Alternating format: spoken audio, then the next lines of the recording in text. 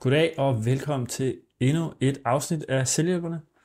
Og med den lille selvhjælpsrejse, jeg er på vej ud på. Og med det så også kan vi bryde, at det også er det sidste og rigtig gode afsnit, der kommer fra den her gang. Ja, nu må vi se. I hvert fald i første omgang, ikke? Jeg er også med. Ja, og Magnus er også velkommen, og vi sidder godt og til rette, og vi har det godt det hele. Jamen, og til det skal vi måske lidt springe ud, så bare i sidste afsnit, hvad sker der her? Jeg kan måske starte med lige at lægge lidt ud og sige, jamen det har været en fantastisk rejse for mig, at læse en masse selvhjælpsbøger og blive klogere på mig selv, og hele den rejse, som I jo har været lidt med til, og som vi har haft de her gode samtaler omkring. Og nu tror jeg er kommet lidt et sted i mit liv, og nu er det nogle andre ting, jeg synes er sjovt at udforske lidt, og så tror jeg måske, at jeg kommer tilbage til, fordi man bliver aldrig helt færdig, som vi også har snakket så mange gange. Så der kommer helt sikkert et tidspunkt, hvor man skal lidt tilbage igen og sige, hvad fanden var det nu, jeg læste, og hvorfor var det nu, at nu kommer man ned i de samme gamle, dårlige vaner. Men nu er jeg simpelthen blevet perfekt, så nu er der ikke mere for mig. Ja. Og jeg er jo perfekt hele tiden, så der er ikke noget der. Præcis. Nej, man kan sige, man har nok også lagt mærke til, at her de sidste halvårs tid, så har vi ændret kurs lidt mange gange. Det har jo nok også været, fordi da jeg startede nyt arbejde, der ændrede vi kurs over i at starte denne her podcast, fordi jeg havde mindre tid. Så tror jeg, du startede også dit selvhjælps, men selvstændige eventyr her. Det er også noget hjælp sig på. Her for noget tid siden. Præcis. Der tror jeg i hvert fald, det jeg har set er, at tiden er blevet lidt mere trang, ikke? Altså, og det der med at skulle få lagt ind, når man også har mange andre ild i, jern i ilden, så det der med ikke at kunne hælde den energi i det, som man rent faktisk gerne vil, for at det kommer et sted hen, hvor at det også giver mening. Ja, det synes jeg selvfølgelig, at der er elementer af, men der er også elementer af bare sådan, hvad ens, man kan kun gøre, have sit fokus, som vi også har snakket mange gange, fokus, ikke? Hvad er det, man har fokus på? Jeg tror, at der hvor jeg er nu med at starte virksomhed og så videre, der er fokus bare rigtig meget på at sige, der finder man ud af, når man gør det, hold kæft, der er meget, jeg er dårlig til. Altså, og siger, okay, men så skal jeg jo blive bedre til de ting, og hvordan bliver man bedre til de ting? Det er så begyndt at læse nogle specifikke bøger om, hvordan har andre gjort det samme, og så på en eller anden måde, så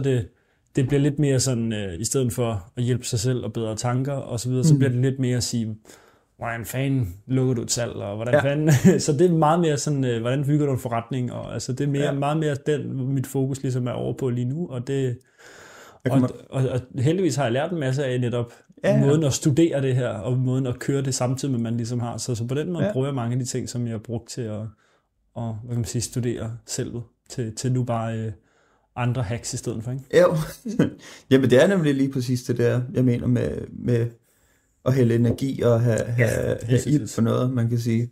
For nogle af dem, der har lyttet med længere tid, vil jo også godt kunne genkende til, da jeg begynder på det her ledelsesnåde, så begynder jeg også at trække lidt ind i, at det skal være ledelsesteori og sådan noget, vi er lidt inde over, for det er noget af det, jeg begynder at læse noget af, hvor vi så går over til det der koncept med, at du læser en bog, så tager vi udgangspunkt i den. Både for, at jeg skal bruge lidt mindre tid på det, men var en af tankerne, men også det, der var mit fokus, var ikke selvhjælpsting, men over i ledelsesgenren. Hvordan kan jeg selvhjælpe over i det? Og man kan sige, hvis vi begge to er i det modus, at vi fokuserer mere på vores arbejde i forhold til de der selvhjælpsting, så er vi i hvert fald lidt i den uheldige situation, at vi ikke arbejder i det samme felt. Så hvis vi skulle dreje ned i sådan en nørde-podcast, som Be With Our Flow, så ville vi være i forskellige lejre, tror jeg. Ja.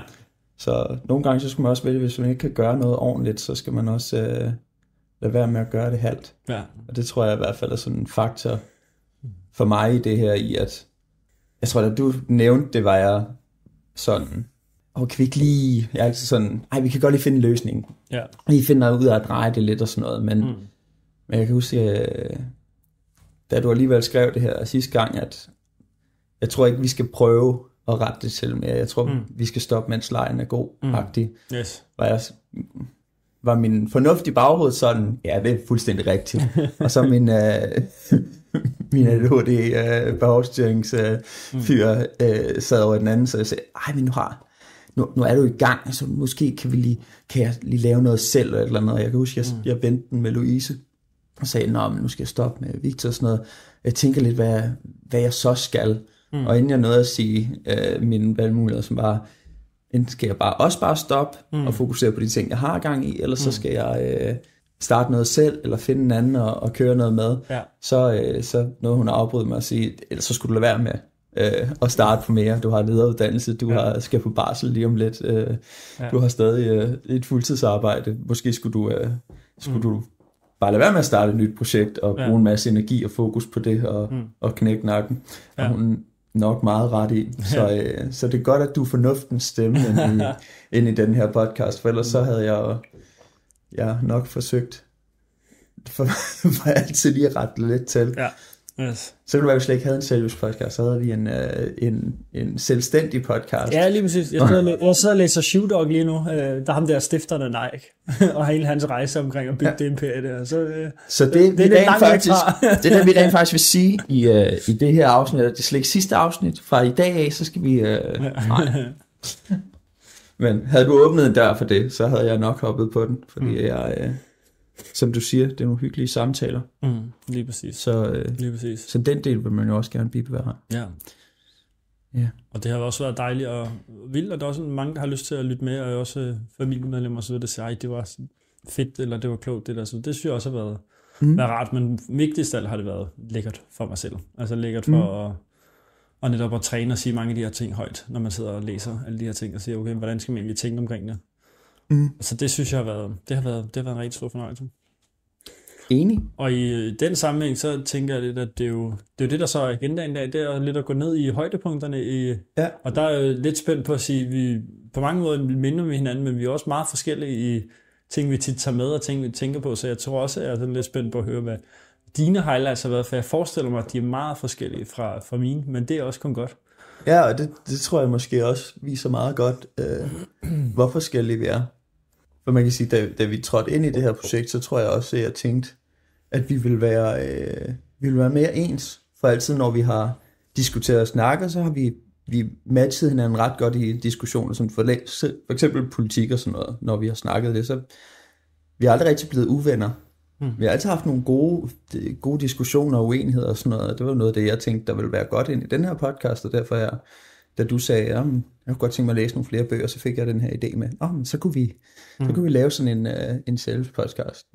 Men noget af det, jeg har fundet ud af under det her, vi snakkede også om det i går, hvor vi lige var ude og hygge os, at noget af det, der i hvert fald er gået op for mig, er, at selvom vi er ens på mange punkter, så er vi diametrale modsætninger for mange andre. For eksempel sådan noget med, at nu har du... uden vi har aftalt det, forberedt nogle highlights, og fordi vi ikke har aftalt det, at så kan vi snakke om nogle highlights, så er jeg sådan, jeg er helt sikker på at snakke om nogle highlights, jeg har ikke forberedt noget som helst. Der lægger hovedet på blokken. Og men som altid, så kan jeg sagtens, så kan jeg dukke der en million situationer op, så hvis du starter med dine, så har jeg helt sikkert 14, som jeg kan begrænse til 3. Ja. Jamen, jeg tror, jeg vil starte med lidt bare sådan, en af de fedeste ting også, det at være bare alle de bøger, jeg har fået læst. Jeg tror, jeg nåede at læse 11 bøger sidste år, eller sådan noget. Det synes jeg faktisk selv er fedt, og jeg synes, det er en virkelig fed vane, jeg har fået med det. Ja. Og det er også noget, jeg nu tager videre lidt til, og ligesom de andre områder, jeg ligesom undersøger. At jeg har fundet en rigtig god måde at ligesom få bygget de der ting ind i hverdagen, og også hele tiden være nysgerrig på, og tvinge mig selv til at være nysgerrig og sige, okay, hvad vil jeg egentlig gerne lære lidt om nu? Fordi så stopper min bog, og så er jeg sådan, nu skal jeg finde en ny bog. Hvad vil jeg egentlig gerne blive bedre til? Hvad så du har en kørende hele tiden? Ja, lige præcis. Fedt. Det går lidt langsommere end dengang, når der ikke er deadlines, så går det lidt langsommere. Ja. Men der kan jeg også meget hurtigere mærke, at det bliver meget mere sådan, hvad kan man sige, at også om bogen er god. Altså jeg kan se, hvor hurtigt det går. Det er også efter, hvor høj kvalitet det, jeg læser egentlig er, synes jeg. Og så nogle gange så ender jeg med efter et par, måske en fjerdedel af bogen, og så skifte til noget andet, fordi jeg bare kan mærke, okay, det går for langsomt, ikke? Den får jeg ikke nok ud af. Så jeg tror, at det, der også lægger det op til, det lægger måske den første, eller den bog, vi læste omkring Atomic Habits, synes jeg faktisk er måske et ret godt eksempel på, ligesom at sige, hvordan bygger man gode vaner op omkring, og ligesom udnytter det til at...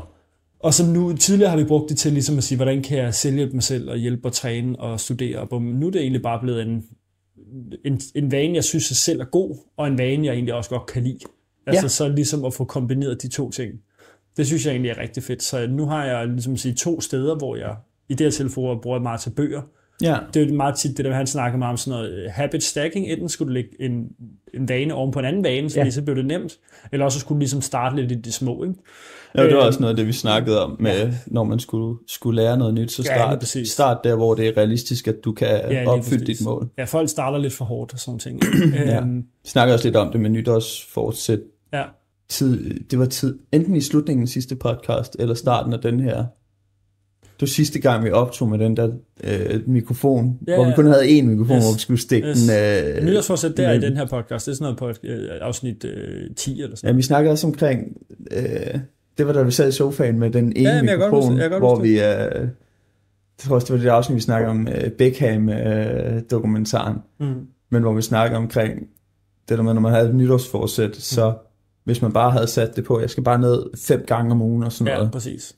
Så gik det sjældent særlig godt, særlig længe, men hvis man satte den der, jeg skal bare træne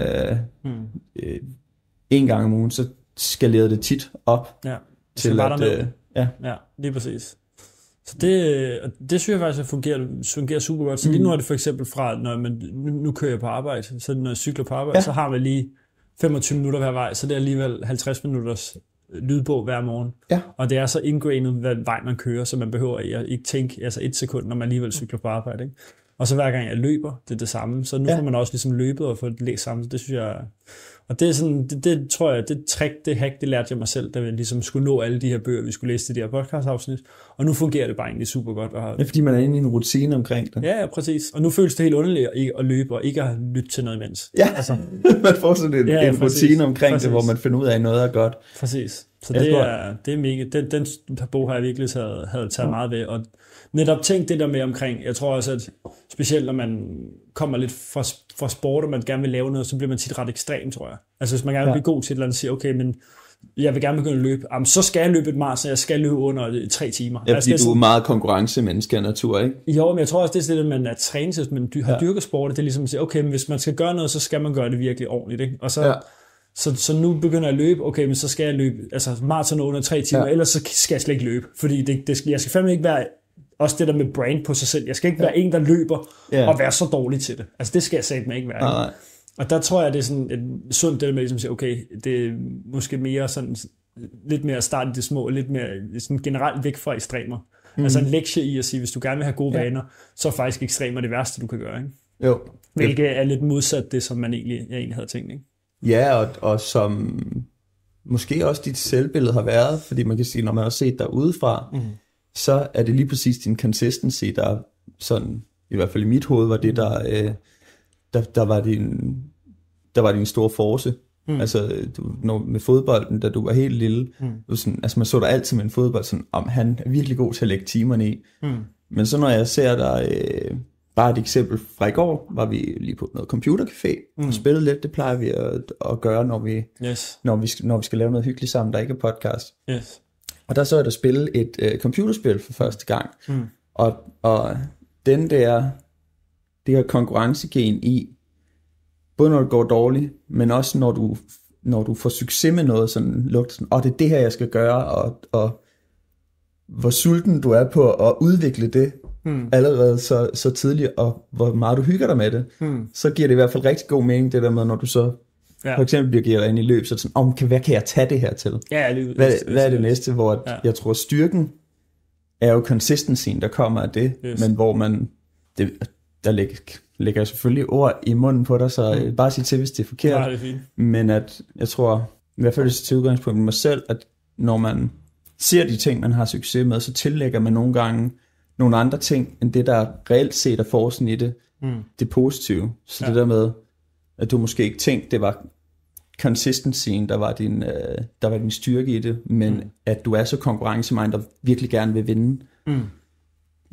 Hvor det er jo en vigtig ingrediens, men det er det giver i consistencyen, som du også siger med løbeturene, hvor du nu har en vane omkring at få læst. Ja, det er rigtigt. Men jeg tror, det resonerer ret meget, det du siger med den der vane fra podcasten. Og jeg tror faktisk på mange måder, det er det podcast er blevet for mig, at den der det der med, at jeg kan arbejde med det her samtale og neuropsykologi consistently. Ja.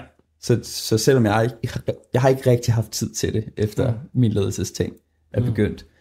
Men jeg har haft sådan, det er min løbetur på en eller anden måde. Ja. Det der, så kan jeg bruge noget tid på det, og de andre projekter, jeg har haft inde med streaming og lave online undervisning og videoer og sådan, det tog ret meget tid. Ja. Det her tager også tid, men lidt mindre. Altså så optager vi en gang om måneden, ikke? Og så bruger vi en dag på det, men det er ikke flere timer hver aften, jeg skal bruge på det. Så det var sådan, der kan jeg få mit consistently effekt ind i det her nørderi på en eller anden skaleret akse eller et eller andet, ikke? Jo, lige præcis.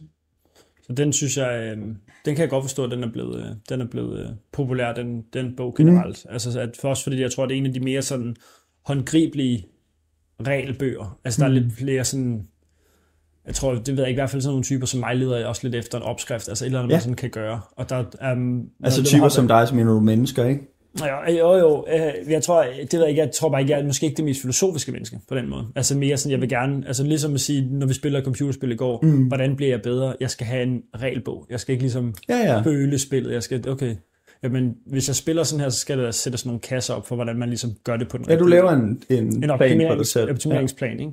Og der tror jeg bare, at det er netop også, og det er nok også det, jeg sådan er blevet, jeg måske kigge tilbage på i sælgerspacet, det er også det, vil sige, hvis man hopper ind i den her verden og gerne vil ligesom blive bedre, hvor er det, man selv får mest ud af det? Fordi at der er meget filosofisk at sige sådan, okay, men generelle filosofiske tanker omkring, hvad går livet ud på? Hvorfor findes du? Altså, hvad giver dig værdi i hverdagen? Og så hen til ligesom at sige, du vil gerne blive bedre til at løbe. This is how you do it. Altså.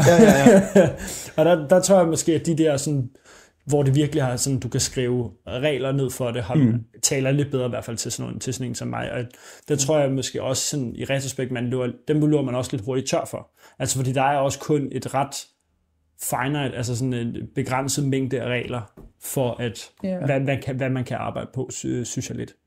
Og det er derfor, jeg sådan er meget glad for det. Nu siger jeg ikke, at der ikke er masser, men de går meget ind over hinanden. Ja, var også det, vi hurtigt måtte sande, at jamen, der kan man godt få regler og kasser, men reelt set, så er det samme. Så kan vi se tilbage på de afsnit, vi har lavet inden for det sidste halv til hele år. Ja. Så er det jo meget motivation, fokus og de faktorer omkring det. Vi har, tror jeg, 3 afsnit omkring forskellige måder at snakke om motivation på. Ja, så indre og ydre motivation, og så er der motivation generelt, og så har vi læst 1 eller 2 bøger, eller du har, omkring motivation, og det er jo meget det er i, men jeg tror... Sæt mål, visioner, og jeg tror, nu siger du typer af mennesker, altså jeg plejer altid at sige, at den menneskelige hjerne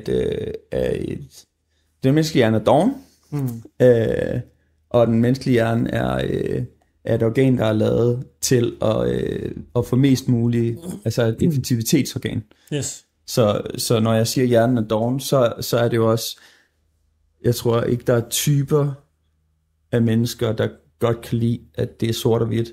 Det tror jeg, alle hjerner godt kan lide. Så er der nogen, der søger lidt mere det filosofiske, og du ret i, og der er helt sikkert nogle typer, hvor at nogen er mere til de der selvhjælpsbøger, hvor jamen, så er der en forklaring, men det behøves ikke rigtig at være så detaljeret og videnskabeligt.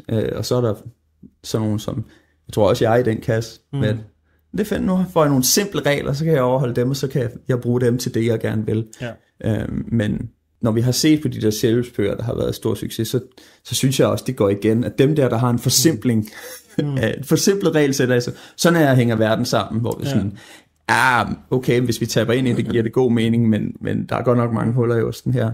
Ja. Så er det jo dem, der har haft mest succes, tænker jeg. Ja, det er rigtigt. Det kan man have sådan helt sådan en diskussion om at sige, hvis man gerne vil være sælgerforfatter, hvad skal du til for at have succes, ikke det, ikke? Min konklusion er i hvert fald, at så skal man gøre det så nemt og let spiseligt som muligt. Ja. Jeg tror bare, når jeg kiggede ned ad listen, altså, når jeg ligesom kiggede igennem de vi har lavet, der var faktisk en hel del, synes jeg, hvor det var meget sådan, hvordan tænker du om dig selv? Hvordan sætter du mål? Hvordan er du sådan...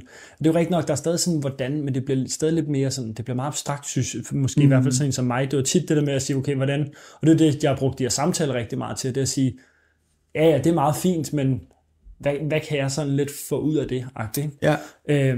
Måske et meget godt eksempel på det er vores første og andet afsnit, som også viser noget af, hvor vi er forskellige. Altså jeg læser noget, og så laver jeg det om til mit eget. Og nogle gange, så har jeg ikke engang læst, og så allerede så hørt lidt om det, og så har jeg sagt, det er sådan her, det hænger sammen. Og så læser vi den, og så er det sådan, det var ikke det, jeg læste. Hvis man lige forstår det her på den måde, okay, det kan jeg godt se, men nej. Men det er ikke det, der står. Det var The Four Arguments af Don Miguel Ruiz, som jeg havde med som den første bog, hvor du sådan, et spændende bog. Jeg vil gerne læse den her næste gang, som var den der How to Win Friends and Influence People, som bare er super...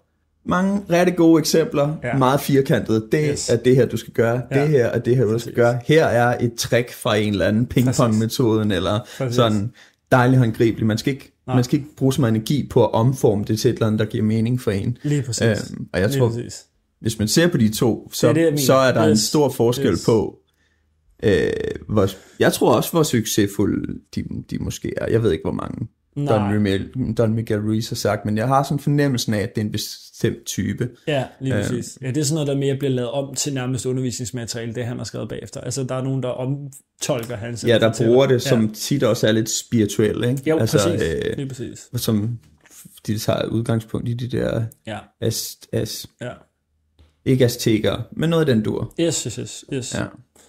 Det er virkelig spændende. Og det er jeg glad for, at du også nævner den, for det er jo stadig min største anbefaling til alle, der nogensinde bevæger sig ind i det her. Det er jo både en blessing and a curse, hvis man starter med at læse den, fordi i mine øjne, det bliver aldrig så godt som den. Men til gengæld er det også en trick, når du starter, fordi det tror jeg, det var min indgangsvinkel til hele den her, i verden her i hvert fald, for jeg synes, det er så meget simple tweaks for, og jeg slår mig selv i, at jeg tror, at de sidste 5-10 år har jeg de få ting, jeg har ændret ved min personlighed.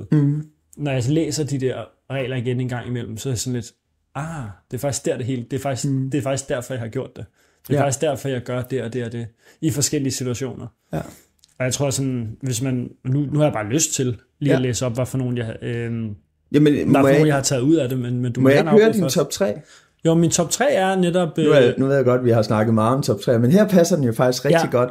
Din top 3 over de bedste bøger, vi har. Både den her og den gamle podcast. Jamen, Atomic Habits var den ene, og så er det selvfølgelig den der, at det vi lige snakker om, hvorfor. Ja.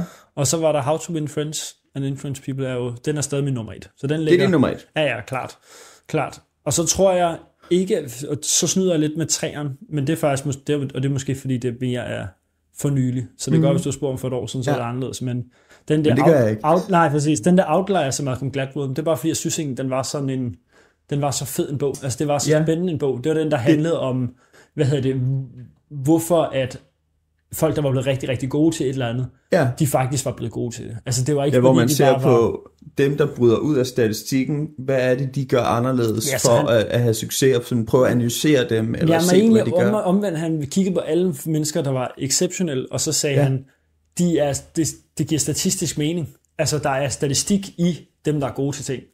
Altså, han tog for eksempel det ishockeylandsholdet i Canada, og de var alle sammen født i januar. I en eller anden... Altså han ser på dem, der har succes, og så siger han, hvor skiller de så ud statistisk, og ikke omvendt, som jeg sagde. Ja, okay. Lige præcis. Og siger, men det er en forklaring på, hvorfor at de alle sammen.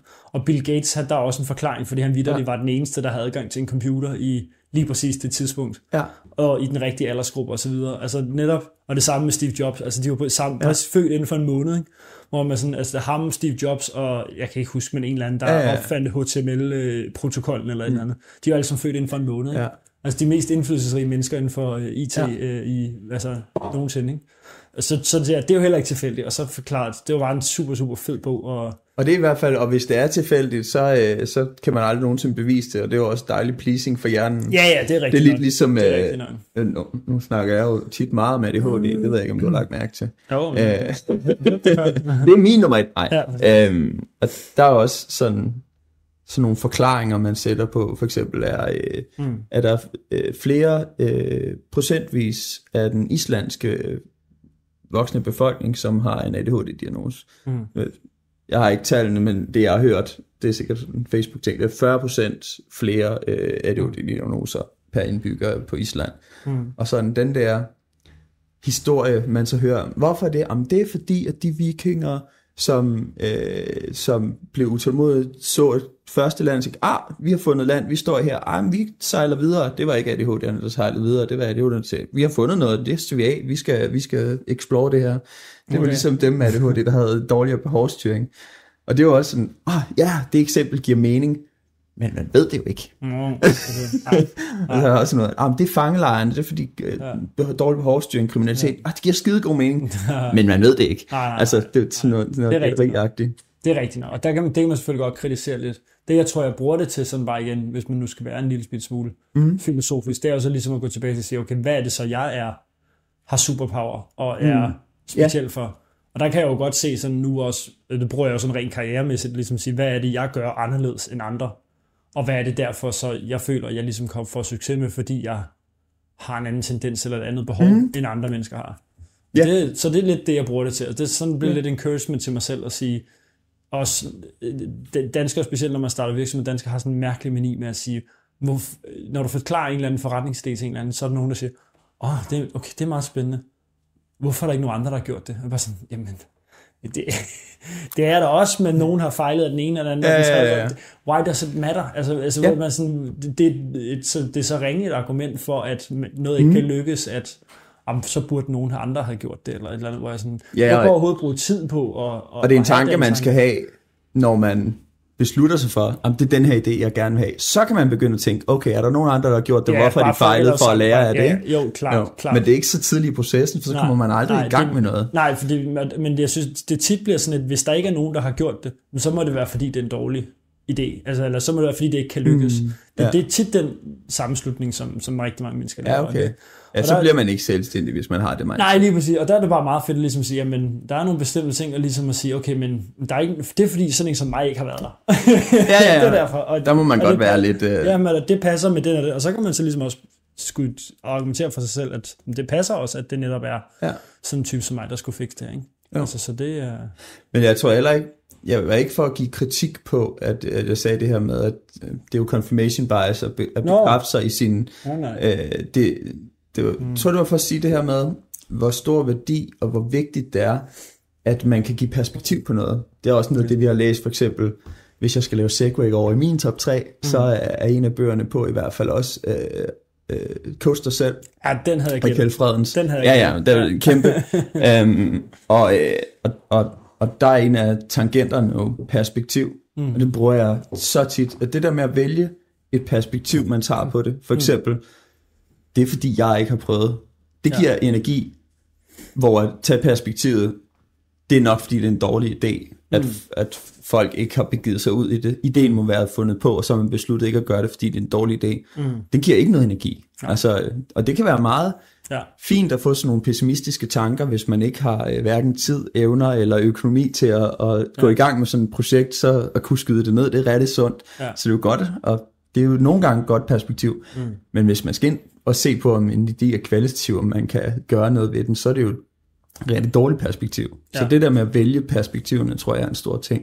Jeg tror, at Coach dig selv nok ubestridt er på førstepladsen for mig, fordi at den er, der er også sådan, det er dejligt firkantet, der er 8 tangenter at spille på, det er 8 muskler, du kan vælge at træne og spille på, og lige præcis som du siger, play to your advantages, som I outliers med, hvor er det, jeg kan se, at jeg er stærk, hvor skal jeg træne for at blive lidt stærkere, og hvad skal jeg spille på, når jeg skal ind i forskellige situationer. Det synes jeg, den gør rigtig godt. Derfor den er på 1'eren. Fedt. Så har jeg en overvejelse på, om jeg skulle putte 4 arguments på. Det tror jeg ikke, fordi bogen fortjener ikke at være på top 3-listen. Jeg synes, ideen, jeg har taget ud af, kan måske gøre, at den kan være en 3'er, eller i hvert fald en honorable mention, fordi ligesom du siger med de der How to Win Friends and Influence People, den ligesom er sådan dit frø ind i selvhjælp, så du går, mange af dine tanker omkring at arbejde med dig selv, går tilbage til der, ikke? Yes. Der er det lidt det samme for mig, med neuropsykologien og Kenneth Fredens, men nogle af de ting, jeg har arbejdet med mig selv om i selvhjælp, beskriver for arguments bare rigtig godt, og jeg har brugt det som sådan en huskeregel. For eksempel hans vær tro. Troværdighed er en af de der 4 argumenter. Yes. Med sådan, det jeg tog ud af det, dengang jeg hørte om det første gang, inden jeg havde læst bogen, var sådan en nedkogt regel, der hedder, hvis du er flov over noget, skal du være med at gøre det. Hvis du gør noget, så skal du også stå ved det, hvis det bliver opdaget. Yes. Altså, så det med, hvis du siger noget, så skal du være tro mod dit ord. Ja. Det var sådan en aha-oplevelse for mig, da jeg hørte den. Og det er bare en regel, jeg lever efter. Yes. Fordi det hjælper så meget med, altså, slipper af med dårlig samvittighed, slipper af med at få taget nogle dumme beslutninger. Altså, hvor man sådan, jeg har lyst til det her, og det vil være mega nice, hvis det går godt, så er der heller ikke nogen, der bliver sure. Men hvis de der finder ud af det inden, at jeg har kommet i mål med det, så bliver de virkelig kede af det, eller skuffet eller sure, og så når jeg ikke derhen, og sådan, så skal du måske lade være med at gøre det. Ja. Eller så skal du måske sige, hey, jeg har tænkt mig at gøre det her. Vil det være okay? Yes. Ja, det er okay. Altså sådan, det er bare sådan, det er en rigtig god leveregel for mig. Yes. Men bogen er dårlig. Man skal virkelig... den er bare svær. Den er jo den i grøften af det så meget filosofisk. Man skal tillægge det noget. Jeg tror, du skal tillægge det, og så skal du nok også nærmest i bogklub med den, eller du skal ligesom snakke af, hvad er det, der menes. Altså det er jo lidt sådan en... Måske lidt mere sådan en... når man, ligesom hvis man læser Foucault, eller et eller andet, hvis der er nogen, der har prøvet det. Altså. Jamen min kone har, men jeg har ikke. Ja, for jeg kan huske, at vi skulle optage det der afsnit, var sådan... godt nok en spacey-bog, den var du ikke helt... Og så da vi snakkede om sådan, det kan jeg godt se, jeg har ikke læst det der i bogen, men jeg kan godt se, at det giver god mening. Nu giver det mening, hvorfor du har taget den med, men det fik kun ud af det, da man snakkede om det. Og jeg havde også kun fået det ud af det, fordi jeg havde været til et oplæg med en, som fortalte omkring, det var sådan, fedt, og øvelse med de der forargumenter, sådan, den der... Det er bare en fed bog, jeg så havde skrevet den ned og refereret til den og sådan noget. Det var første gang, jeg skulle læse den, var så 1,5 år senere, da vi begynder. Og så var det bare slet ikke, det var slet ikke den bog, jeg troede, det var. Men havde stadig nogle snakker perspektiver ind i, der gjorde, at jeg husker i hvert fald tilbage på, at det var et spændende afsnit. Ja, helt sikkert. Og optage. Men det var kun 2, ikke? Jo, og ikke engang sikker på, at den skulle på listen, vel? Jeg tror også, Atomic Habits er helt sikkert også på min. Yes. Og så havde du en bog med på et tidspunkt, som snakker omkring identitet. Altså det der, du også nævnte også lidt tidligere med sådan, se sig selv som, jeg er sådan en, der læser nu. Det er en del af min identitet. Og den har sgu også stok. Ikke selve bogen, tydeligvis, men det der med sådan... det er det der med at sige højt, at man er sådan en type. Nu er jeg sådan en... Jeg er sådan en, der går ned og træner. Det kan sgu faktisk også godt være, det var Atomic Habits, faktisk. Det kan faktisk godt være. Altså, så bliver jeg jo nødt til at sige, at Atomic Habits er på min nummer 2, og så er det for argument på min 3'er. Yes, lige præcis. Ja, ligesom siger, nu er jeg sådan en, der træner, jamen så er man det også, ikke? At lægge sit identitet ind i det, ikke? Jo. Og på 3'eren kunne også vippe af, var den der ledelses talents, tror jeg den hed, hvor det var den første ledelsesbog, vi havde med, hvor jeg sådan, mit argument for at have den med var, at den taler om at få, hvad skal der til for at få de der ekstra 10% ud af folk, i ledelse var det, der var bogens mål, men det, som jeg tænkte var relevant inde i podcasten her, var, i bogen snakker de om, at frygt og pres og krav, der kan man maks få 100% ud af folk, og tit kan man få meget mindre, men hvis man har tillid og energi og tapper ind i, hvad de synes er nice, så er der bare nogle ledere, der kan få 110, 130, og hvad er det for nogle faktorer, der gør, at man kan få mere ud af en medarbejder, end de rent faktisk kan præstere. Og det var sådan lidt min tanke med den, ind i den her podcast, var jo, hvad skal man gøre ved sig selv, når man er leder over for sig selv? Hvordan skal man behandle sig selv for at få mere ud af det? Den synes jeg også var rigtig spændende, men det var lidt det samme som med det for arguments, det var ikke det, bogen sagde, det var det, som jeg tænkte, at man kunne bruge den til. Ja. Det tror jeg også, du har ret i. Fedt. Så tror jeg har en lille honorable mention til den der You Are Badass, og det er sådan en feel good. Nu har vi snakket om de 2 forskellige, der er jo faktisk også en helt tredje. Altså, sådan, når vi snakker sælgespace, nu bliver det sådan helt meta omkring, hvordan sælgespace ser ud. Men der er jo de der sådan lidt filosofiske bøger omkring, hvordan hvad er meningen med livet-agtigt. Lidt for-arguments-typen. Så er der det her, det så du skal gøre. Quick Fixes, Atomic Habits og How to Win Friends-typerne.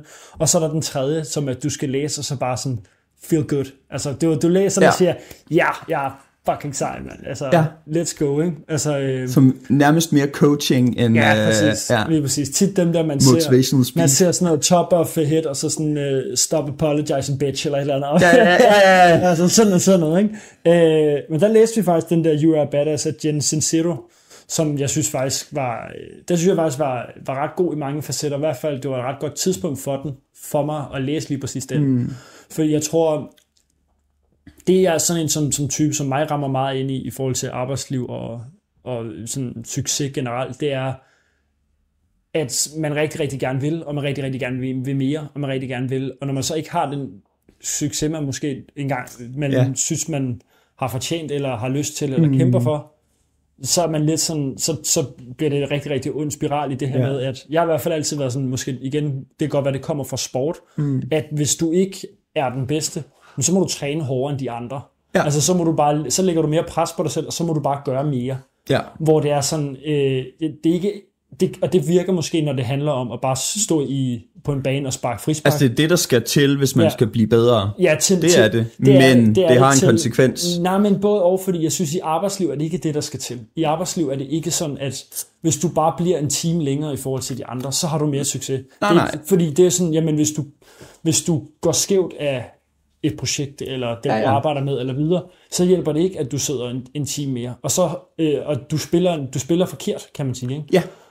Og måden, at man tit spiller, handler også om i forretningslivet også at have selvtillid, eller kunne, hvad kan man sige, charmere de forskellige mennesker. Altså der er rigtig meget. Og det der med så bare sidde en time ekstra, og I har stadig succes om, så sidder jeg 2 timer ekstra. Altså det er sådan en...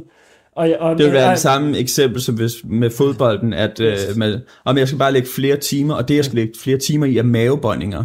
Så er det bare det jeg skal gøre, så skal jeg nok blive bedre end andre, og de andre de sparker frisparker øver på de ting, der rent faktisk gør noget. Det er i hvert fald det, og mere sådan, og det er i hvert fald i det her tilfælde, hvor man så mavebånding ender med at have negativ konsekvens. Altså det gør bare, at du har mindre overskud, du har mindre sådan op i helikopteren, du sidder endnu mere bare sådan og så får man den der tanke, giver det overhovedet mening, hvor at hvis man havde confidencen til at rykke sig ud af det, så kunne man se. Præcis. Og der tror jeg, hun snakkede om et tredje segment, fordi det ene er selvværd og selvtillid.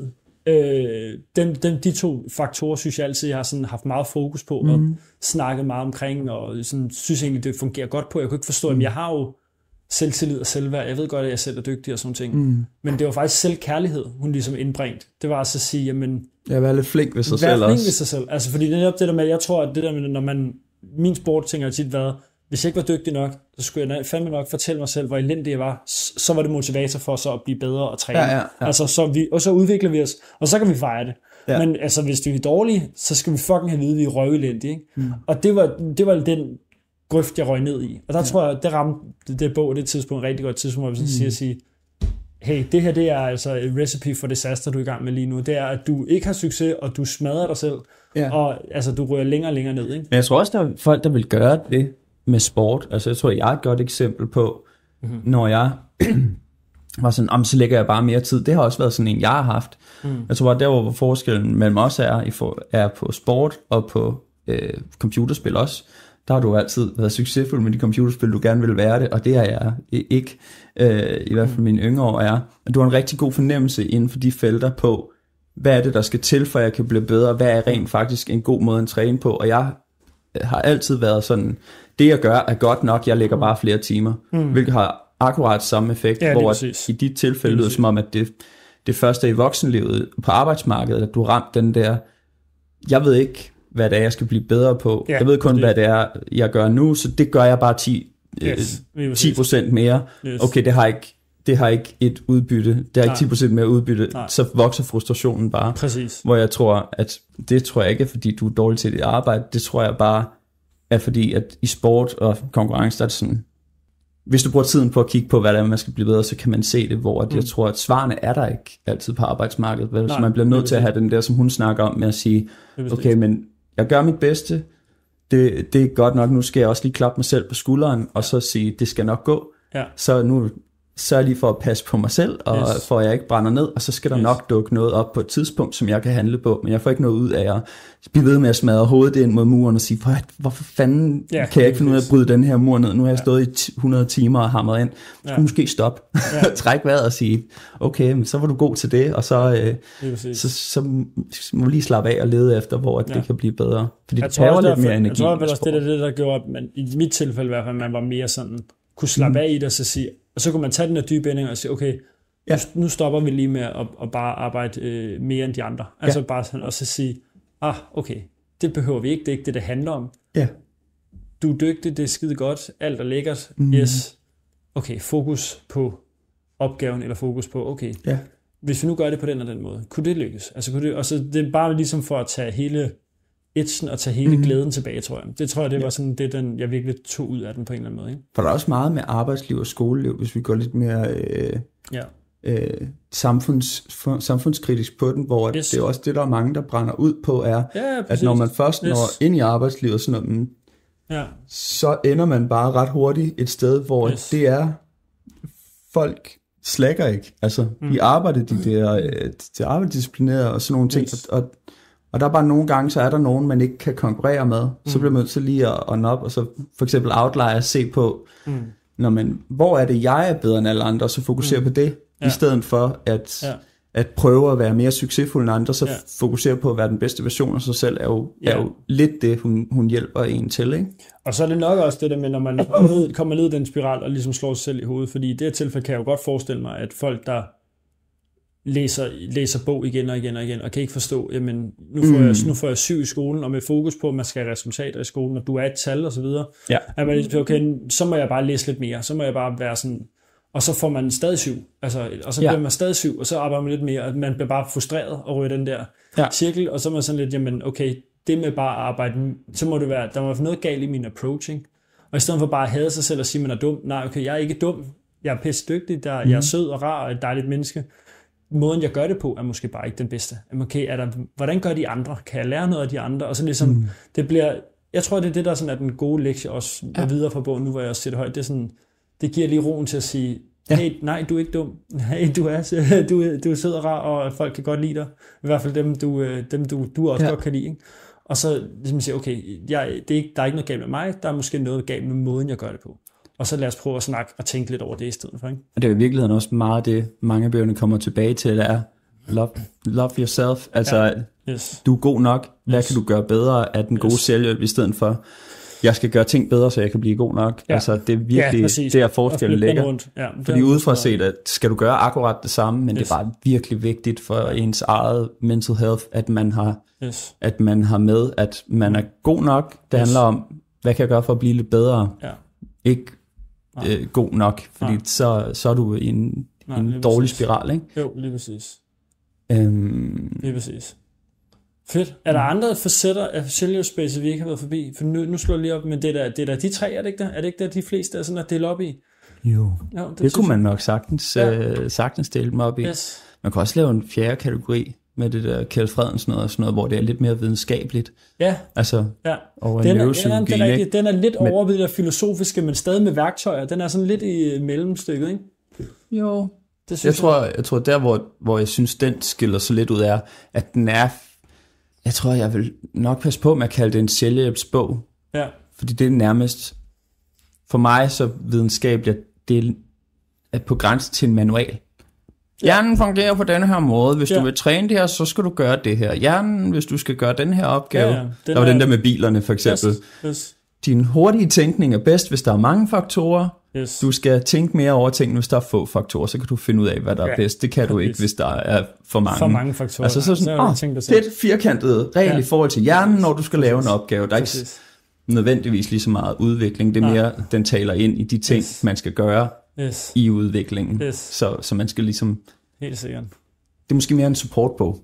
Man skal sætte sammen med en anden bog. Ja, men jeg føler også, den er sådan mere, noget du kan gå i skolen og lære. Altså, det er jo det er sådan en... Det er mere faktuelt. Ja, men det er det virkelig. Ja. Det er hvor man har studeret hjernen, og det giver jo rigtig godt udgangspunkt til ligesom at lave ens leveregler og lave de der forskellige råd, fordi det jo på en eller anden måde har udkant i videnskaben på en eller anden måde. Ikke? Men det er derfor, jeg mener, en support var jo lige præcis også, hvis man har, så har en af dem der, som måske enten er lidt mere spacey, eller en af dem, hvor det er mere generelt, og man gerne vil, hvordan kan jeg så øve mig bedre på det her? Så kan man coache sig selv op og sige, om det har noget med kognition at gøre.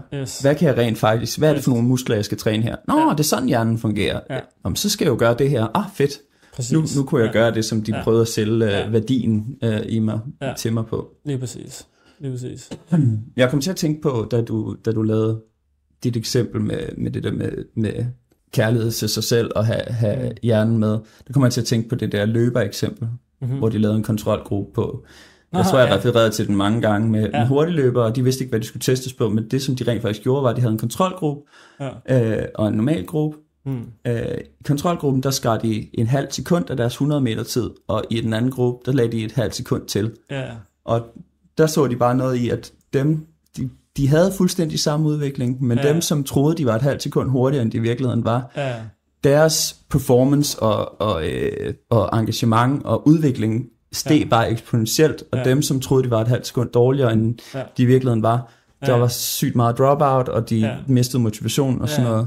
De tænkte bare, jeg er ikke god til at løbe. Okay, men så... Og der er jo rigtig meget i det der med perspektiv af sådan at give sig selv lov til at sige fuck janteloven en lille smule, og så fokusere på de ting, man exceller i. Det ved jeg godt, man kan gøre for meget, det er et levende eksempel på, men der er alligevel noget i, hvis du gerne udvikler dig på noget, så at bruge tid på, hvor du er dårlig, eller hvor du ikke lykkes, har en nul-faktor. Du må kigge på, hvor du kan blive bedre, og hvordan, men det må aldrig være med følelsen af, at du ikke er god nok. Altså det er sådan, fokusere på, hvor du er skidegod, og hvor du kan blive bedre. Det er fingerreglerne i selvhjælp, ikke? Jo, det er rigtigt. Fedt. Det tror jeg var min sådan, det var i hvert fald en fed sådan omgang omkring top 3, vi har været igennem. Vi har været igennem på. Så fik du alligevel imødekommet mit behov for et top 3 segment lige på slutstregen, så har du også været lidt sød. Lige præcis. Jamen, så er der ikke så meget andet at sige end tak for den gang. Tak for i dag. Og tak for alle, der har lyst til. Ja, det har virkelig været en fornøjelse at se tallene og se folk, at rent faktisk har fundet ud af det. Det er... Det og kommentarerne. Det er jeg super glad for, så tak for, at I har haft lyst. Det har været i hvert fald skønt meditativt for mig at have de her samtaler og læse de her bøger, så det har betydet meget for mig, så jeg håber, det også har givet jer noget.